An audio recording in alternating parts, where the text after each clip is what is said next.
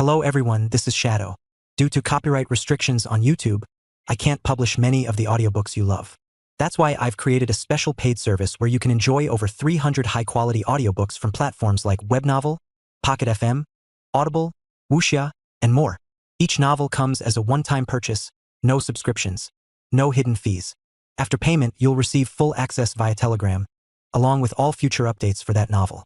You'll find a wide selection of your favorite genres and titles, always in premium audio quality. Check the full list of available novels in the description.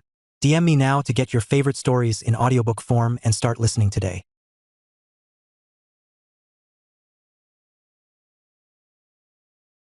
Chapter 7311. Terran Destroyer Amplification Material.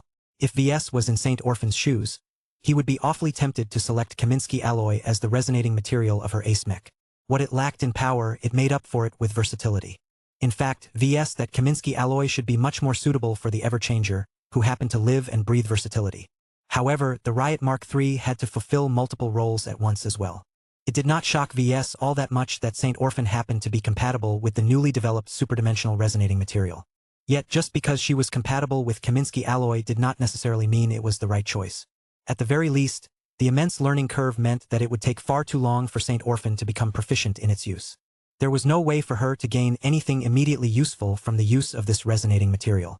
Integrating it into the Riot Mark III effectively meant that Saint Orphan would forgo any immediate power-up in the upcoming battle. While VS did not want to pressure the ace pilot into making a decision based on short-term merits, the thought still lingered in his mind.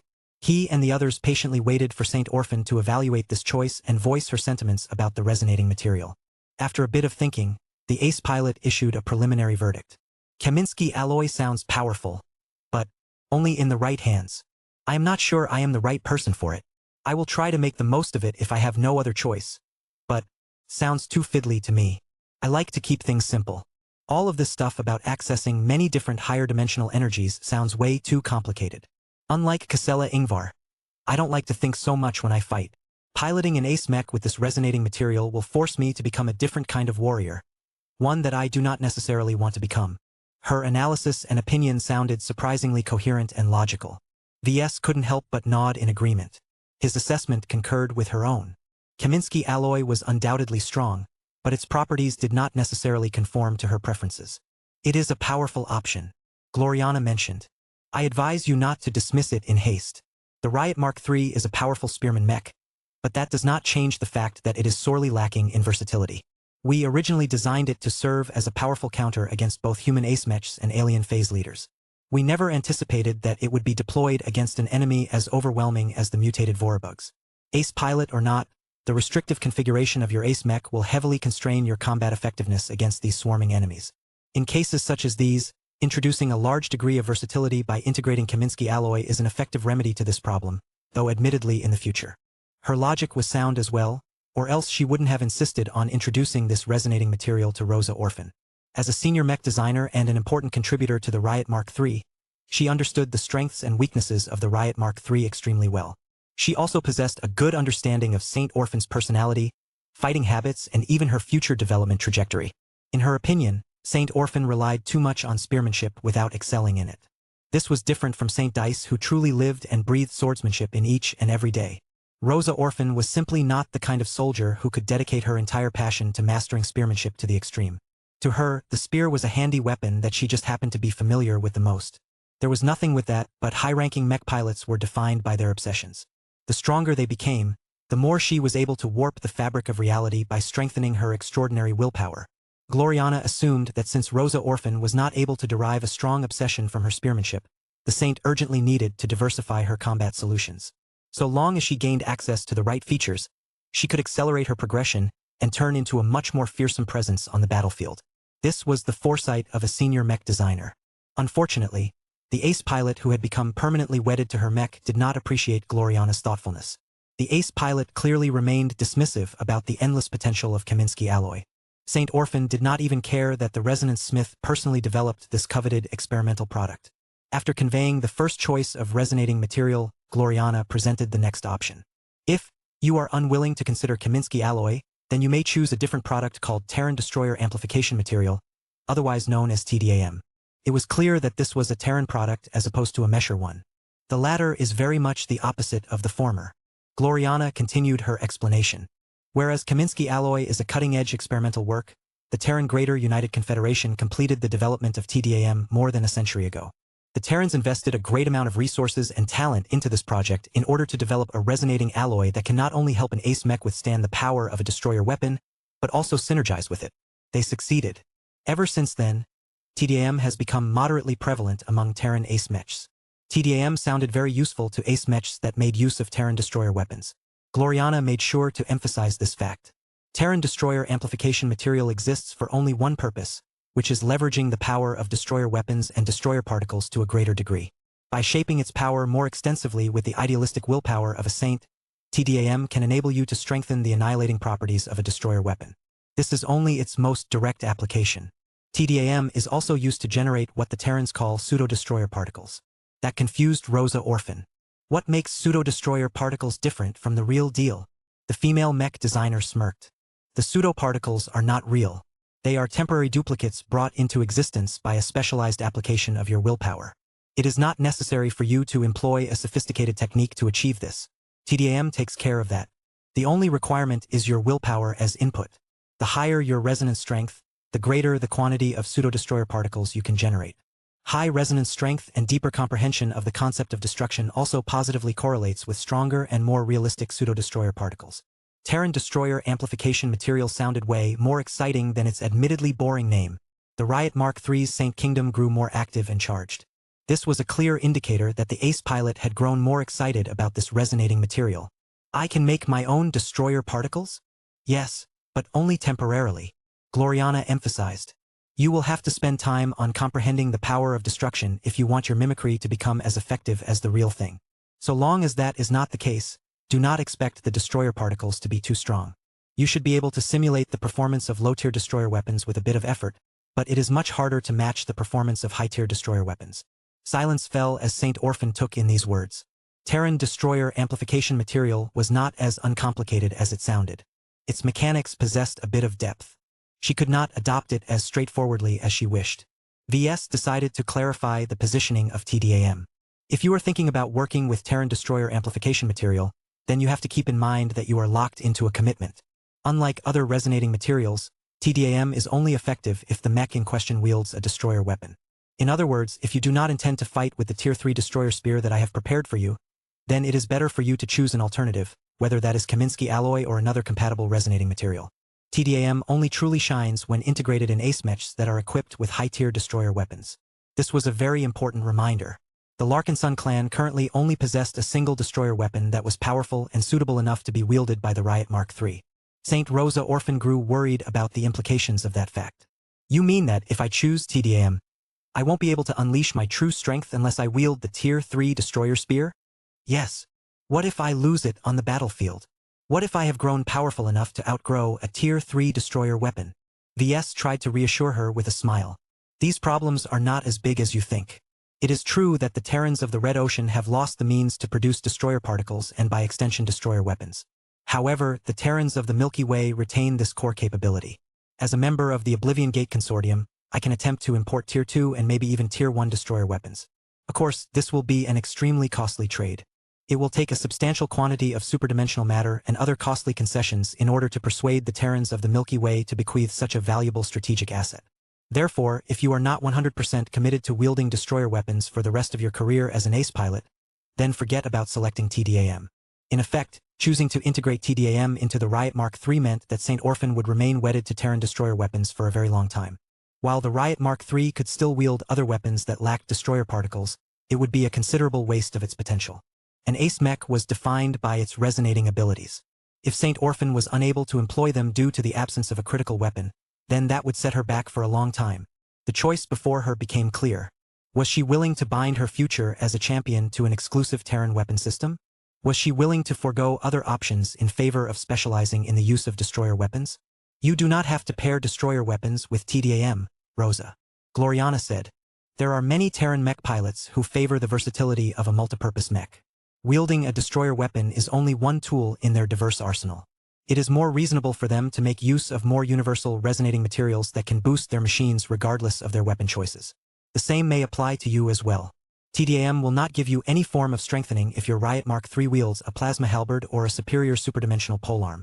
That was a severe disadvantage. Many Terran mech pilots had to make a difficult choice on this matter. TDAM truly brought a lot of benefits to an ace mech equipped with a destroyer weapon, but it turned worthless in any other situation. VS also couldn't guarantee whether the Riot Mark III could be supplied with other destroyer weapons. The physical trade between the two galaxies had only just begun. VS was also uncertain whether his mother was able to establish a strong enough connection with the Greater Terran United Confederation to persuade it to exchange a much more valuable Tier 2 or Tier 1 destroyer weapon. Such weapons did not grow on trees. They were exceptional arms that stuffed so many destroyer particles that they should have long blown into pieces if not for the application of supergrade materials and highly sophisticated production methods. If the members of the Oblivion Gate Consortium could not facilitate this trade, then Veronica would have to go out of her way and approach the Terrans of the Milky Way for a deal.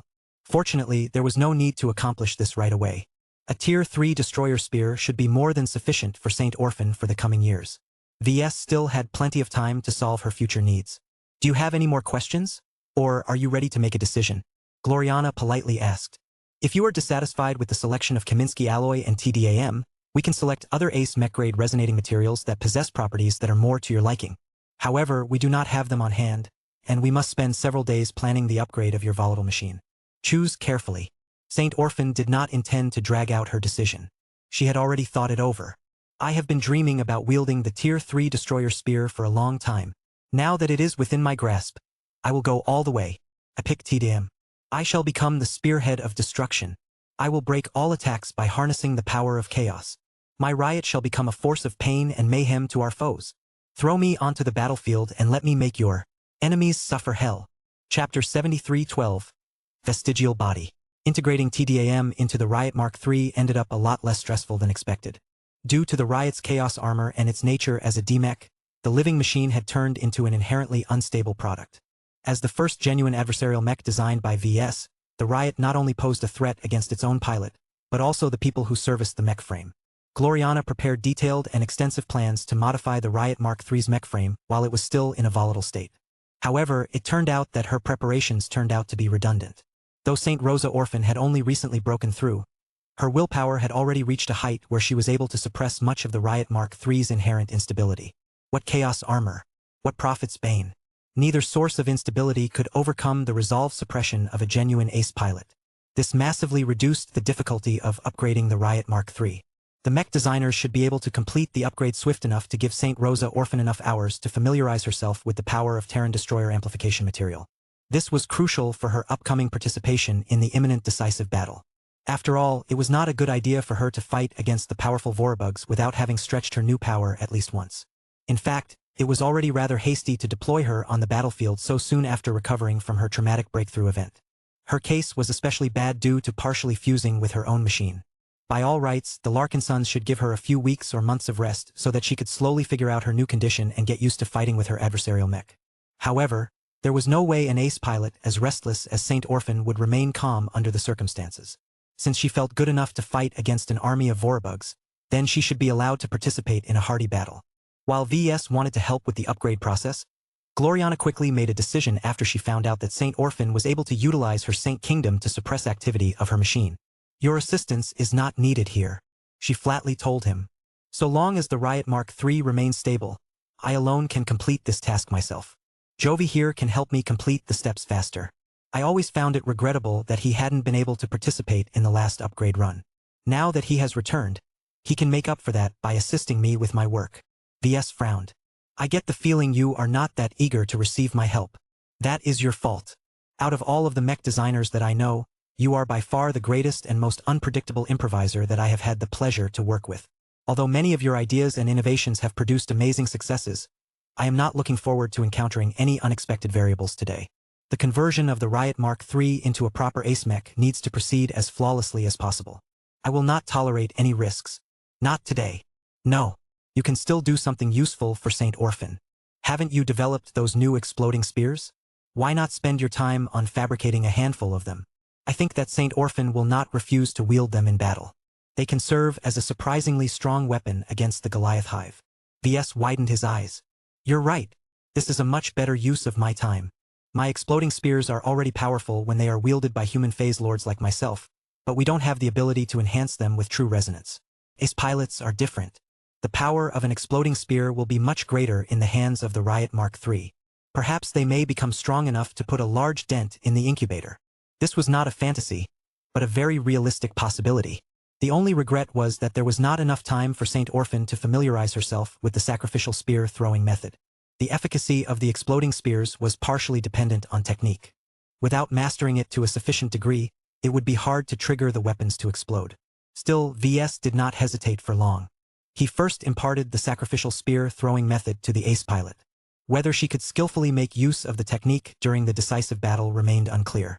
It was not particularly complicated, but it demanded a certain level of intelligence and rationality. So long as Rosa Orphan still retained a human mind, then she should be able to get started with the method in time. If her partial fusion with the riot had caused her to become more irrational, then her learning ability would definitely be affected. If this was the case, then expecting Saint Orphan to burst out with greater power would remain a pure fantasy. Several hours went by as the mech designers went to work. VS did not experience any particular challenges in his work. He already possessed multiple existing designs of exploding spears, and he could easily adapt them according to the availability of local resources. Gloriana and Jovi worked together quite well over at her workshop. The Riot Mark III hardly held any secrets to her.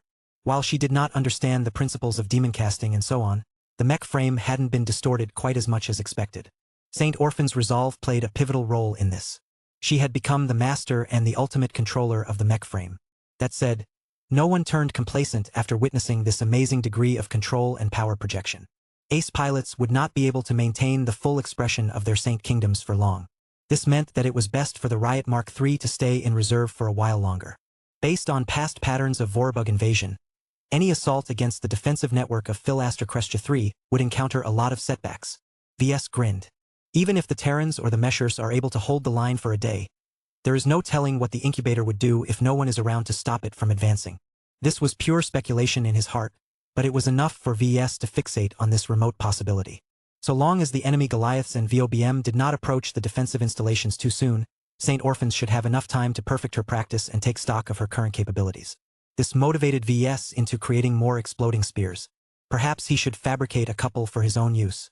He quickly shook his head in rejection. That sounded a bit unnecessary at this time. He should obediently follow instructions and contribute to the defense of the star system in any way possible. After VS fabricated a handful of exploding spears suitable for use by the Riot Mark III, he paused his endeavors and checked in on Gloriana and Jovi. "How is it going so far?"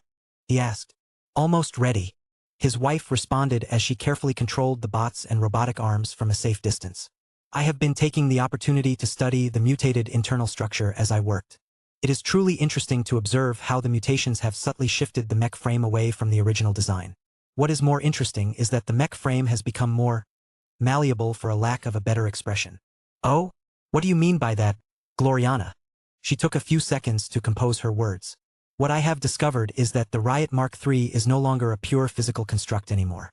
Rather, ever since you transformed it into an adversarial mech, its physical form has become a function of its spiritual form. This is not normal. I do not fully understand why this is happening, but I can still ascertain that this phenomena exists. If we can figure out the principles behind them, then we may be able to produce similar results in the future without introducing excessive risks." Demon casting was an inherently dangerous and risky activity. Gloriana hated the lack of control over the outcome. She also detested the use of demons in principle. If she had a choice, then she would never involve demon casting in any of her precious high-end projects. Alas, since VS remained fixated on their promise, she was destined to encounter them in the future. All Gloriana could do was to accept this new reality and seek to understand demon casting from her own perspective. "What you have just said is indeed a mystery," VS responded. "However, I think it will be difficult to construct a neutral or positive version of rapid physical mutation. It is not that easy for a mech to cross the boundary that separates its physical body from its intangible form. Demons are special because they are highly corruptive and very resilient. Imbuing them into objects produces immediate results. That is not the case for other methods and materials." He was not that optimistic about this research. It was much better for pilots and living mechs to strive for breakthroughs. As for D-mechs and D-arms, their power came from a common but problematic source. This made them a lot more potent but also a lot more difficult to wield. He knew why this was the case. He wanted to research mitigation. He also wanted to learn more about Rosa Orphan's condition. Now that she had stayed awake for a couple of hours, Saint Orphan and the experts dispatched by the RA made a number of important conclusions. What do you mean her body has turned vestigial? Her original human body has lost most of the qualifications for life. Jovi seriously responded. Half of her body is fused with the cockpit chair. Her spine does not really exist any longer, and so do several other organs.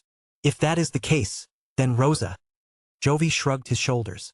According to our analysis, we can interpret this as a sign that Saint Orphan has successfully transferred her consciousness to the Riot Mark III. Even if we cut away her organic body from the piloting chair, the ace pilot will still remain in the Riot Mark III. She may decide to enter into inclusion if this was the case. What he revealed sounded shocking enough. Numerous mech designers familiar with the ace pilot's condition had never given up on helping Saint Orphan restore her original human body. It was a pity that their strength was enough. VS closed his eyes for a moment. Should we keep the organic body, or send it off? What does Rosa Orphan think? She does not understand these matters. They are too profound for a simple champion such as herself. Her answer remains unclear. For now, we recommend that you abide by the status quo and avoid any mischief.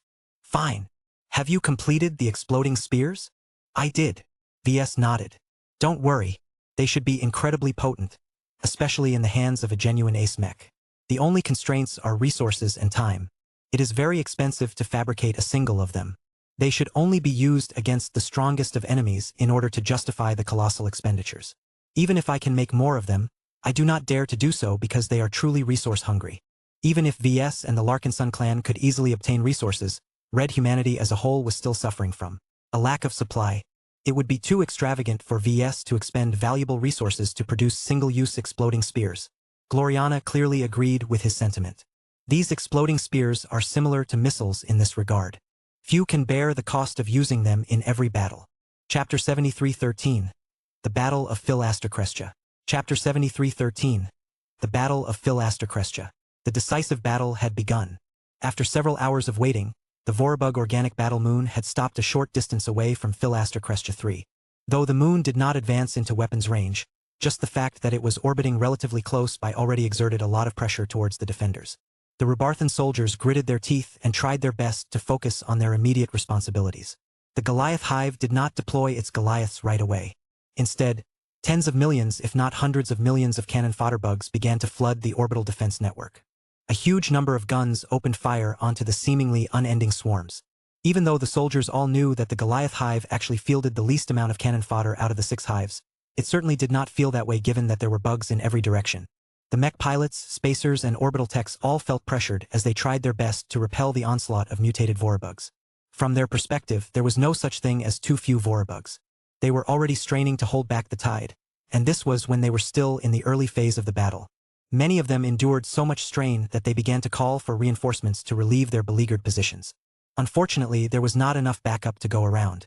The Goliath hive did not attack the planet from every angle, but its forces had spread out just enough to lock down many defending units in place. Although it sounded counterproductive for the mutated Vorabugs to spread themselves out and attack the planet from multiple angles, conquering a planet was not easy. The enemy needed to thoroughly dismantle at least half of the orbital defense works in order to secure one side of it from bombardment. Attacking from multiple angles also had a very negative effect on morale. All of the soldiers knew that if the enemy bugs maintained their blockade, it would become increasingly harder to feed the locals. Whether out of a sense of duty or self-preservation, the soldiers assigned to the areas under siege all experienced complex but ultimately firm emotions. Shoot! Shoot! Shoot! Don't hold down the trigger. Conserve your ammunition. Our resupply schedule can't keep up with your ammo consumption. Requesting backup. My orbital platform is about to get overrun. Even though it was just the prelude to the most intense phase of the battle, soldiers already began to suffer and die. The Vorabugs attacked with such ferocity that hardly any human could take a break. Out of all of the assets that came under siege, the orbital platforms suffered the brunt of the damage. All of the mechs and warships in the field were mobile enough to evade the initial enemy attack waves. The much larger and more formidable orbital defense fortresses could withstand much more damage with the help of their Titan shields. The smaller orbital defense platforms lacked such defenses. They were built with a certain degree of economy in mind. Once their Azure energy shields shattered apart, they could only rely on their relatively thick layers of medium-grade armor plating to withstand the attacks of the Vorabug swarms. The crews of the orbital platforms never survived once the Vorabugs ate their way through all of that armor. Yet the remaining ones still fought as if their lives were on the line. They all understood the stakes. They could not afford to retreat prematurely, but neither could they stand their ground and endure wave after wave of cannon fodder bugs. The psychological impact of fighting against these swarms was very bad. The Goliath hive clearly bred these cannon fodder bugs with the cheapest of materials in the Philaster Crestia system. The Vorabugs simply converted worthless asteroids and mundane materials into the weakest and most common of subspecies.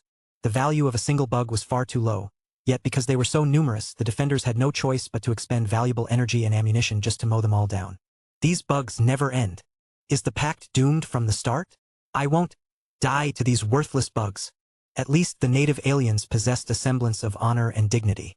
As murderous as they may be, they were still opponents that humans could understand. Dying to an honorable alien soldier was preferable to getting devoured by a multitude of weak and pitiful Vorabugs. Several hours passed by as the defenses continued to endure attacks. Since the Goliath hive was not in a hurry to bring out the big guns, the defenders tried their best to conserve their resources. Everyone knew that fighting against the mutated Vorabugs always ended up in a battle of attrition. Even in a battle against the Goliath hive, any force that failed to last against the swarms had no capital to win. The enemy willingly squandered the lives of all of the cannon fodder bugs in order to gain an advantage in the subsequent rounds. By the time the Megavorabugs made their advance, the depleted defenders might not be able to endure for long. This was why it became crucial for the champions and elite units to hold back and conserve their resources as much as possible. While there were expert mechs roaming about in order to plug any gaps that had emerged across the orbital defense network, the ace mechs and other powerful assets conspicuously remained absent on the battlefield.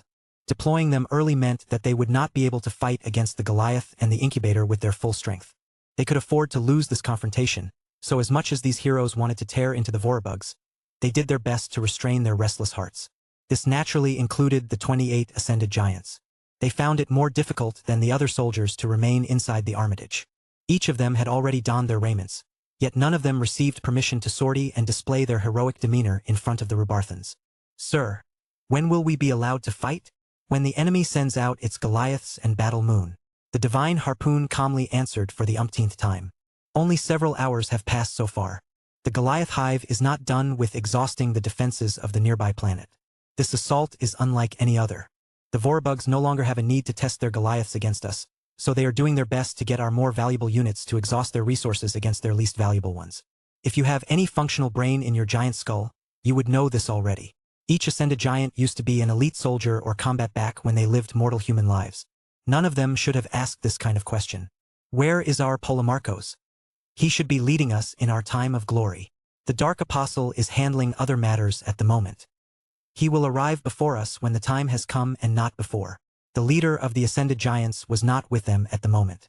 As a mech designer as well as a human phase lord, VS saw no point in fulfilling the role of the latter at this phase of the battle. Instead, he remained in his workshop and kept tinkering with his raiment and his weapon systems. After fabricating a handful of exploding spears for the Riot Mark III, VS no longer spent his time on making additional ones. While they would definitely be able to make a regular Goliath hurt, the more powerful ones were not that easy to eradicate. Their greater size and rapid regeneration capabilities made it impossible to eliminate them in one fell swoop. As long as that was the case, the level 7 Goliaths would easily be able to restore their bodies by absorbing large amounts of cannon fodder bugs.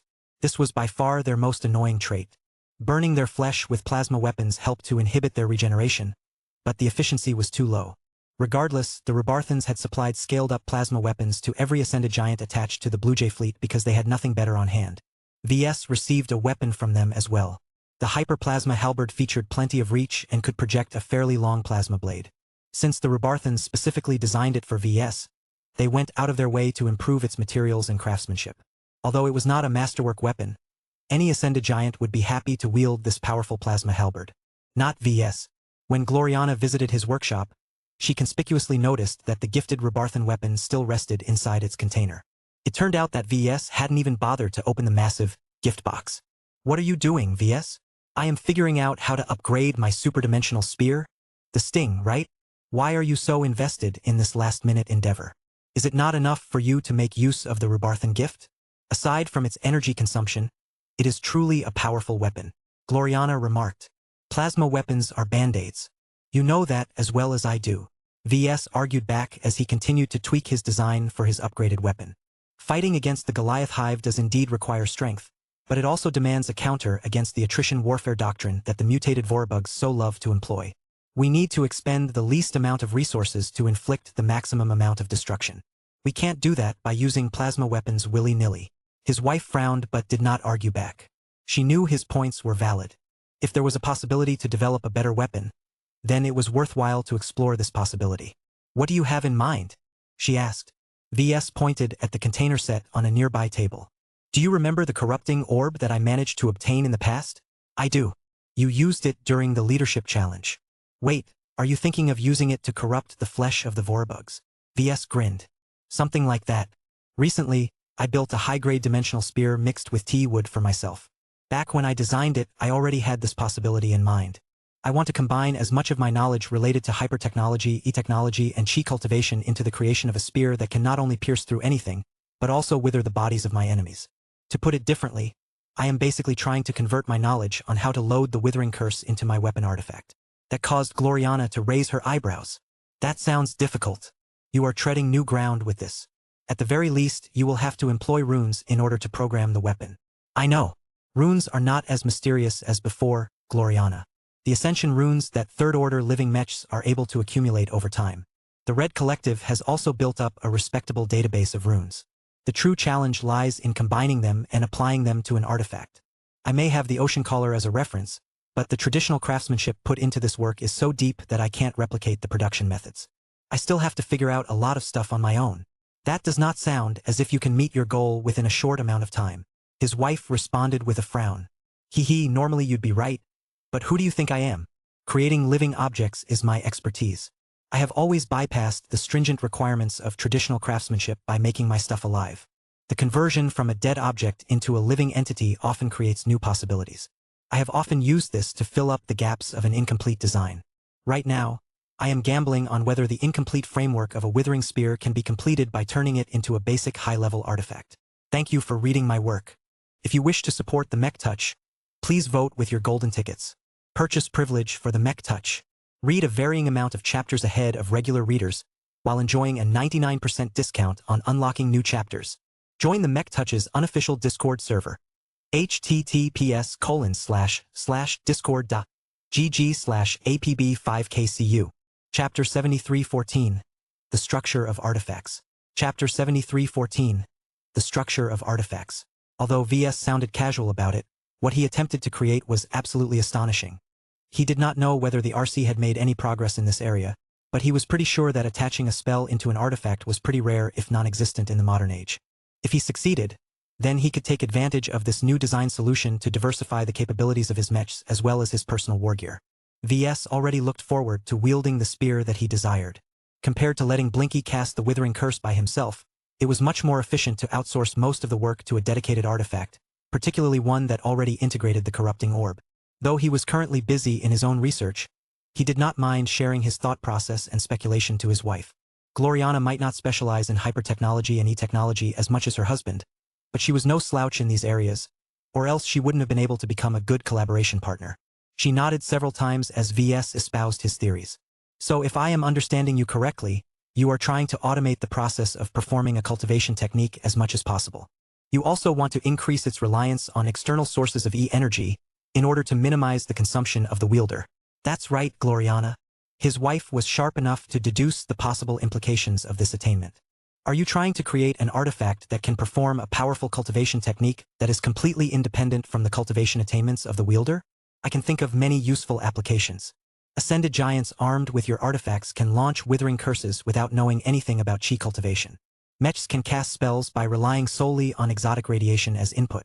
Even the newly developed artifact warships can mount massive upscaled modular weapon artifacts that can produce all kinds of effects, allowing them to come closer to matching the performance of dreadnoughts. If VS was able to make any of these ideas come true, then Red Humanity would have a lot more capital to defeat its enemies. The two mech designers sincerely cooperated with each other as they tried to upgrade the original Sting. They did not work on a set blueprint, but instead chose to experiment with different ideas. Unfortunately for the both of them, their confidence did not match their results. Several precious hours went by as they repeatedly tried and failed to produce significant results. Although they gathered precious data and learned what did not work, all of this would only benefit subsequent research and development.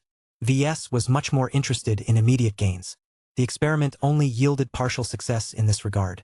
As the withering sting eventually took shape, he grew disappointed. While the upgrade did manage to bring about numerous improvements, the end product fell short of his high expectations. His wife patted him on the back. This is already a good experimental result in my opinion. You cannot expect to develop a fully independent weapon artifact that can poison massive alien organisms without requiring any meaningful input or technique from the user. You would have to create a work on par with the Heavensward if you want to meet your ridiculously high criteria. It is already good enough that we managed to build a weapon that can assist your efforts to afflict your enemies with the so-called Withering Curse. The Withering Sting ultimately earned its new name, if only barely.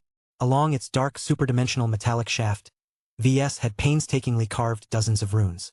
VS and Gloriana had carefully chosen each and every rune. They roughly understood their meaning, but did not know what would happen if they attempted to string them together into larger sequences.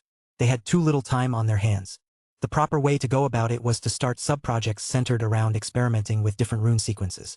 However, due to the urgency of the ongoing battle, the miracle couple had little choice but to set aside all of that trouble and rely on a combination of existing academic literature and extrapolations of their own theoretical frameworks to complete this attempt.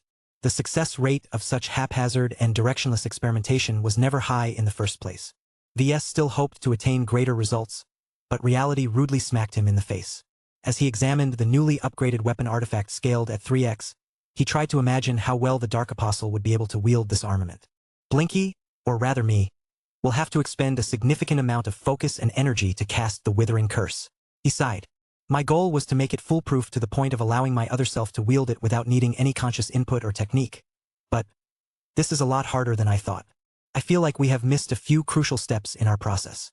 He once again lamented that he had yet to redeem the divine blacksmith records from the system.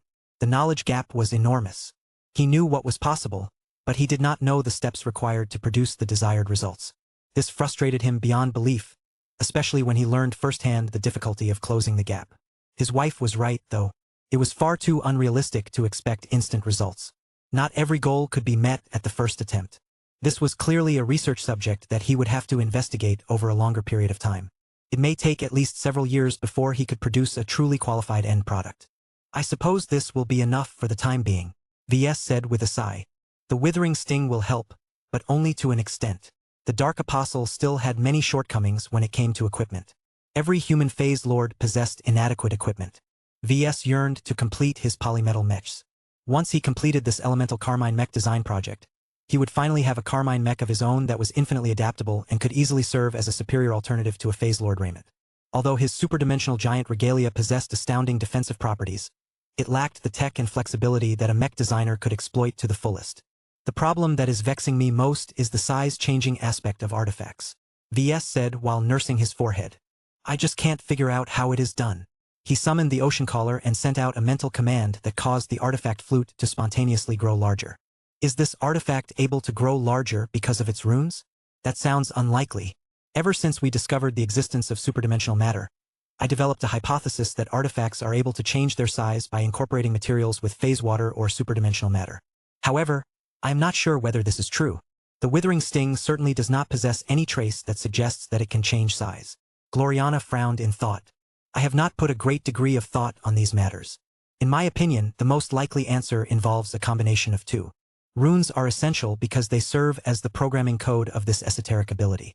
Superdimensional matter is also needed to form the root of the size-changing aspect, but I do not necessarily think we should limit it to a narrow range. What do you mean by that, honey? Do you think that all of those ancient blacksmiths and artisans all had access to phase water or superdimensional matter during their lifetimes? That was a difficult question to answer. I am not sure. Ancient records mention lots of wondrous materials, but it is rather curious that none of them have spoken about phase water or superdimensional matter in depth. Of course, this may be the cause because those sources were too low-level to gain access to the good stuff. I think that it is too extravagant that every crafter at the time had access to phase water or superdimensional matter. Gloriana plainly said. As far as we know, phase water is a unique resource of the Red Ocean, and it may not have been produced in large volumes at the time. Superdimensional matter has not appeared naturally outside of the 365th dimension. Under these circumstances, it is not realistic to think that ancient blacksmiths relied on these materials to create size-changing artifacts. I believe that they have relied on other tricks to accomplish the result. VS took a closer look at the Ocean Caller. While the replica artifact possessed a lot of depth that he was not able to analyze in depth, his intuition told him that it didn't incorporate any phase water or superdimensional matter that he could recognize. This meant that Gloriana's theory may very well be true. In order to produce a size-changing artifact, it was not necessary to rely on the miraculous properties of phase water or superdimensional matter. Interesting, he said while idly waving the ocean collar around. Since you don't think phase water or superdimensional matter is strictly necessary, then what else can explain this ability? I think that we are looking at artifacts from the wrong perspective, vs. We are too used to treating our works as fixed material objects. There was nothing wrong with that idea in the previous ages, but times have changed. Now that we have entered the Age of Dawn, we need to rethink this assumption. We know now that every artifact has a material and a spiritual component. As you are the pioneer of living mechs, you should understand this truth better than others. Correct. Correct, VS responded. What are you getting at, Gloriana? Think about the end point of mechs and artifacts. Whether it is God mechs or the Heavens Word, both of them blur the line between energy and matter. God pilots and God mechs are perfectly fused together, which ordinarily shouldn't be possible. The reason why it works is because God pilots are predominantly energy-based life forms while God mechs are predominantly material objects. The overlap between the two is not too strong, which means that they can slot together. So long as the fusion is good enough, one can easily borrow the strength of another. VS narrowed his eyes in suspicion. His wife had a specific destination in mind, but he was not yet able to figure out what she was trying to convey. Go on. Gloriana smirked at him. She clearly believed she had drawn a conclusion that her husband had yet to form on his own. That gave her a particularly strong sense of superiority. Think about it, VS. While it may be presumptuous on my part, I believe that the perfect fusion between God pilots and God mechs can serve as a model for high-level artifact creation. It is not the material side of artifacts that is responsible for changing their size. It is the spiritual side that is responsible. So long as it possesses the right properties and programming, I believe that it can affect the material nature of objects. We already have proof that such a relation exists in the form of demonic mutations. She was right. The physical mutations of D-arms and D-mechs directly proved that the spirit could affect the material. What if VS substituted the demon for a spiritual product that knew how to change its size? The spiritual entity's ability might get passed onto the object, thereby allowing the latter to grow huge. VS suddenly sobered up. As much as VS wanted to believe in this theory, it was not rigorous enough to win his approval. You don't have proof, right? Gloriana's smile cracked. That is currently the cause. We can test your theories out at a later date. I think this research subject is too high-end for us to delve into right away. For what is worth, I think your guess is one of the more likely ones to be true. Thank you for reading my work. If you wish to support the Mech Touch, please vote with your golden tickets. Purchase privilege for the Mech Touch. Read a varying amount of chapters ahead of regular readers, while enjoying a 99% discount on unlocking new chapters. Join the Mech Touch's unofficial Discord server. https://discord.gg/apb5kcu. Chapter 73:15. Taking a toll. According to Gloriana's latest theory, the physicality of artifacts deserved further investigation. An artifact was neither fully material nor fully spiritual in nature. It was a combination of both, though neither VS nor Gloriana could supply any further details. VS intuitively felt that there was a lot of depth in how the spiritual affected the material. He really wanted to investigate this matter and conduct experiments, but this was clearly not the time. Besides, even if he proved the validity of this assumption, that did not necessarily mean that he was able to convert his gains into tangible benefits. VS inwardly shook his head and decided to set this profound subject aside for the time being. Thank you for sharing your theory with me, VS told her. Your perspective is quite refreshing. You have certainly given me a lot of food for thought. Though she did not lead him to develop a solution, she at least got him to think. New possibilities already began to pass through his mind. So long as he spent enough time investigating them, he may be able to solve the problem one day. I do not think that size-changing artifacts are attainable at the moment. Gloriana shared her opinion with him. Do not let your newfound responsibilities with the Phase Lord Department detract you from your true vocation. You are a mech designer first and an ascended giant second. No matter how physically strong and imposing you become, a Phase Lord will always be inferior to true manifestations of strength. God pilots always triumph over everything else. We should do our best to strive to become star designers. VS nodded in agreement. You don't need to remind me, Gloriana. I will get to work on our ongoing mech design projects as soon as this battle has come to a conclusion. I do not intend to abandon our current campaign, but we will definitely need to take time off in order to learn from our lessons and prepare more thoroughly. The battle outside was still ongoing. Even if nothing exciting happened due to the Vorabugs being content to throw lots of cannon fodder at the defenses, the situation could grow worse at any second. The more time passed, the greater the probability that the Goliaths would finally enter into play. That was when the defenders would truly get tested. After completing the withering sting, VS no longer bothered to fabricate additional gear.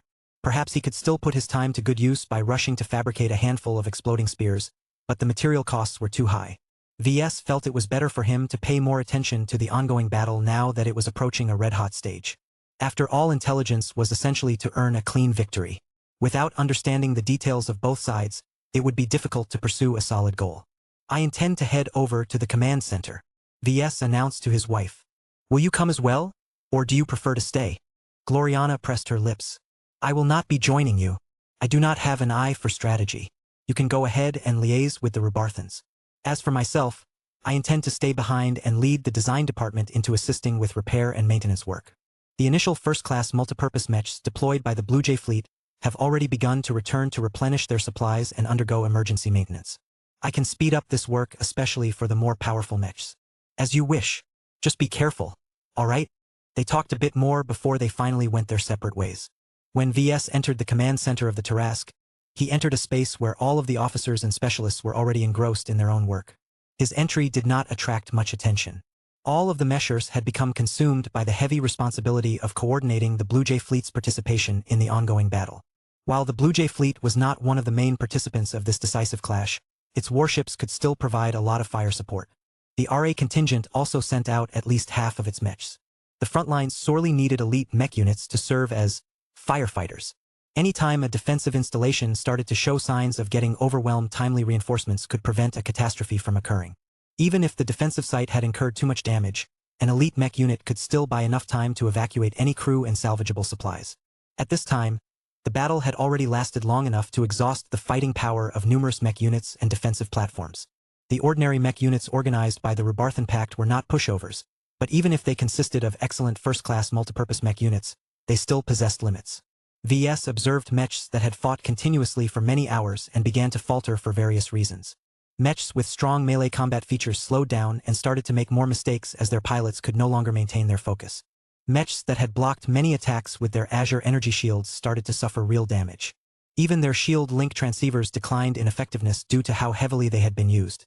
Unless a mech was truly high-end, the quality of their components could not endure repeated high-intensity combat.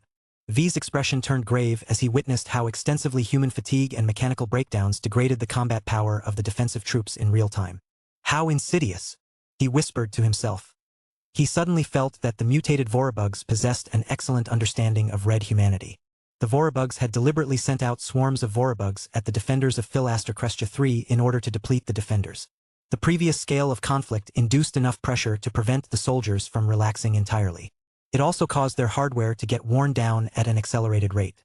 What was most important about this was that the Goliath Hive never gave the defending units enough time to recuperate and repair all of the worn-down gear. Though the Rebarthans tried their best to rotate their soldiers and perform deep maintenance on heavily used assets, they were fighting an uphill battle. The difference in numbers was simply too great. All of this meant that the efforts of the preceding days finally bore fruit for the Goliath Hive. As VS continued to observe the data, he easily noticed that much of the accumulated attrition from the previous days pushed the defensive assets to their breaking point. The rate of human errors and machine-driven malfunctions continued to pile up with every passing minute. The mech pilots and other soldiers had tried and failed to reach their peak conditions at the start of the battle. The hours-long slog where a seemingly endless tide of Vorabugs continually threw themselves at their guns only worsened their conditions further. The efficiency of the defenders deteriorated over time, exactly as the Goliath Hive intended. The fact that the mutated Vorabugs understood strategy to this extent and leveraged it to their advantage was frightening. VS was far from the only person to make this scary realization. The others simply kept their mouths shut because they were too busy with their own pressing responsibilities. If this was what the mutated Vorabugs could engineer in one star system, VS did not have much hope for the other locations on the Rebarthan front. The Rebarthan Pact alone could not hold back such a competent alien adversary. Only with the help of reinforcements from allies, such as the Red Collective and the Cybernetic Empire, could the Rebarthans hope to withstand this invasion. "This is going to be tough, but we are not without hope." VS manipulated the projected interface and checked the condition of the reserves. He manually examined the reserves and noted that the Rebarthans had been very careful about activating them. The elite units that represented the best and brightest in the Philaster Crestia system had only partially taken action up to this point. This included the Blue Jay fleet's mech contingent. While they possessed a lot more fighting spirit, the Rebarthans acted very restrained up to this point.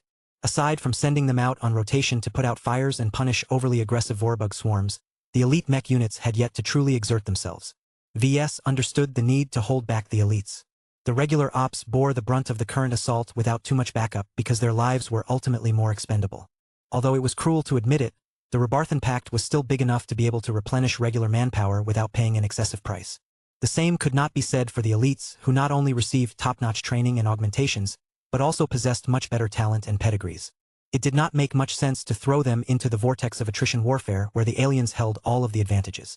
They were among the sharpest blades the Rebarthans had in their arsenal, which meant that they should only be employed where they could do the most damage, and not before. That time had not yet come. VS felt rather frustrated about that. He understood the logic behind the decision to hold them back, but he could not accept it on an emotional level. The elite soldiers themselves must be feeling frustrated as well. They were not blind. A gradual slaughter took place before their machines, yet they received strict instructions to remain on standby or rest. It must be agonizing for them to hold back while their fellow comrades were being hammered by the enemy. Such a situation most certainly took a toll on their morale. After examining the friendly forces, VS began to examine the enemy ones next. The adversary had brought out almost all of the cannon fodder bugs that it had accumulated in the Sun system to this point. Even if the Goliath hive did not place too much emphasis on quantity, the amount of bugs identified by the sensor systems exceeded his imagination. Easily hundreds of millions of individual bugs had already thrown themselves onto the humans. Many more were ready to catch a laser beam or absorb a kinetic round. Their lives were cheap, but each one that forced the defenders to expend their resources was another one that fulfilled its life mission. Due to the sheer quantity and increasingly more chaotic signal interference generated by the Vorabugs, it was difficult to make exact estimates on their quantity. It did not help that the Vorabugs were decently competent at rooting out many hidden listening posts and other sensors. The species had a knack for discovering tech and refined alloys. Stealth devices could only help so much, especially when they were surrounded by bugs on all sides. The only devices able to evade their detection were too small and weak to covertly transmit their signals back to the Rebarthans. This led to a situation where the fog of war covered large parts of the enemy swarms. While it was still possible to examine their composition based on pure visuals, the lack of stronger and more precise data made it difficult to identify the presence and strength of the Goliaths that must be hiding in the rear. VS stepped closer to Jovi, who had been overseeing the battlefield in the last few hours. Jovi. VS. How is it going? You have already seen it for yourself. We are still in the attrition phase, though there are signs that it is about to come to a close. The swarms are thinning out, just as expected. Unlike the other hives, the Goliath hive does not insist on overcoming our resistance by relying on quantity alone. The time is almost ripe for the Megavorabugs to enter the stage. That will be the moment when the Sigma Drift and the Riot Mark III will make their debut on the battlefield. VS remarked. The same goes for you and your ascended giants. Jovi mentioned. Are you ready? Not really, but I don't think I have much of a choice. VS helplessly said. Chapter 73:16. Giant Speech. The most crucial phase of the battle was about to commence. VS could feel it. Others could deduce it as well. He accelerated his information-gathering activities and rapidly absorbed a lot of data.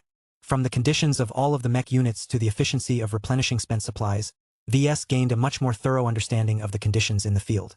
He particularly understood how extensively the Vorabugs strained the logistics of the defenders. For example, the Rebarthans had only recently begun to proliferate shield link technology.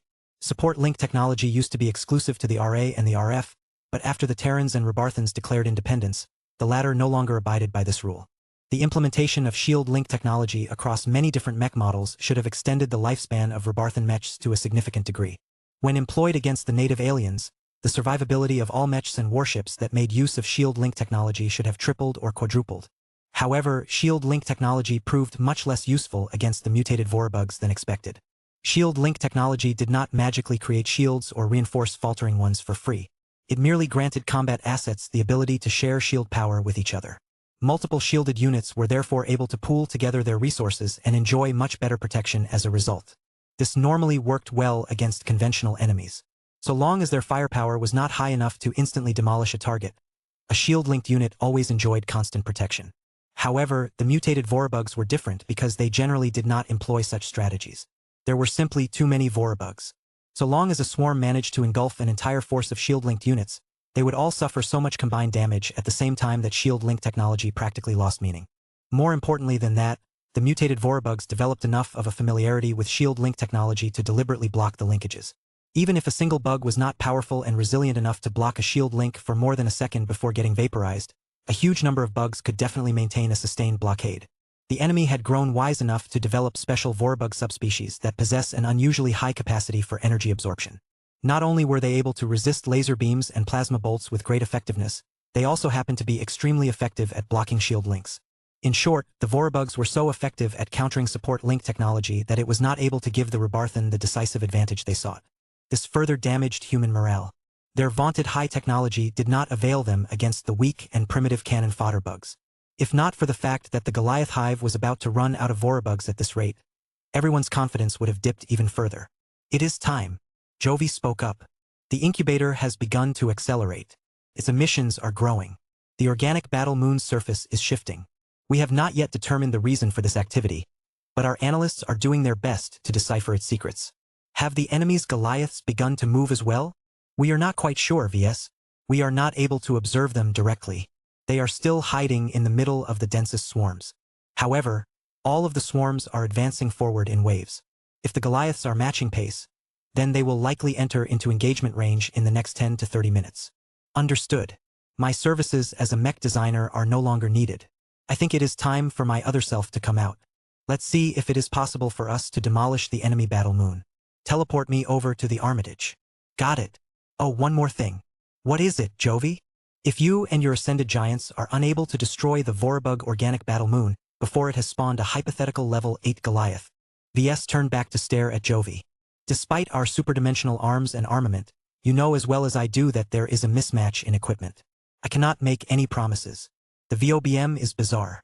Depending on how many Goliaths are thrown in our direction, we may not have the muscle and manpower necessary to take down the organic megaconstruct. If that turns out to be the case, what will you guys do?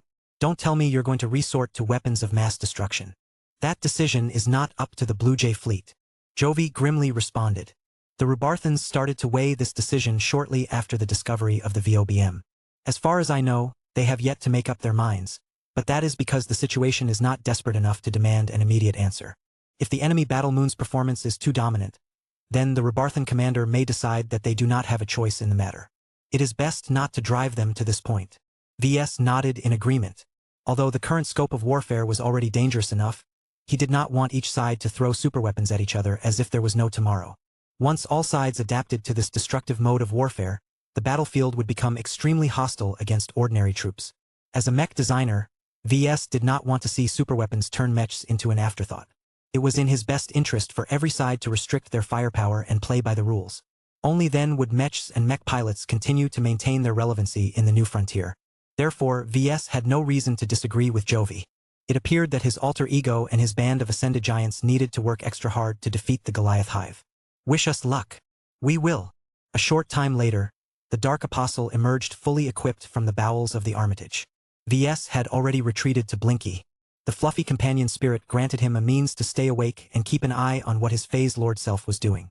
It also granted him a medium to participate in the upcoming fight, if only in an assisting capacity. While VS felt tempted to speak up or take charge, he did his best to suppress his control freak tendencies and allow the Dark Apostle to exercise his authority.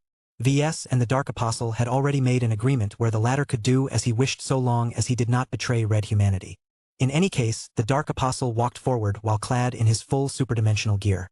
The superdimensional giant regalia might not be as promising as his planned polymetal mech, but it still offered an excellent degree of protection. In fact, the Dark Apostle would never be able to deploy onto a dangerous battlefield if his protection was not as good. As for armaments, the human phase lord already mounted a handful of exploding spears onto his back. In order to make them a little more interesting, VS had slightly tweaked their designs. The minor experimentation should hopefully yield a lot of interesting data once thrown. Aside from that, he also carried two main weapons. He already mounted the Rebarthan plasma halberd on his back while simultaneously holding the withering sting in one of his hands. Although VS believed that his partially failed experimental product may still be incredibly effective against the mutated Vorabugs, his phase lord self could still switch to the plasma halberd if his calculations ended up wrong. The Dark Apostle felt very confident in all of his arms. He might not agree with VS on everything, but he greatly respected the latter's craftsmanship. Though VS very clearly regarded the withering sting as a failed experimental product that fell short of his expectations, the Dark Apostle considered the superdimensional spear to be a qualitative evolution. What failed product? It was clearly better than the shoddy weapons that he wielded during the leadership challenge. With this weapon, the Dark Apostle felt confident in his ability to withstand any challenge from his fellow Ascended Giants. He did not believe that they were strong enough to withstand the withering curse cast with the help of the upgraded weapon. His lips curled into a grin as he stood before his fellow giants. They had all changed into their own equipment. 15 UR Titans stood tall and conveyed an aura of absolute strength. At 2.5x scale, their hull-grade superdimensional raiments made them appear like immovable walls.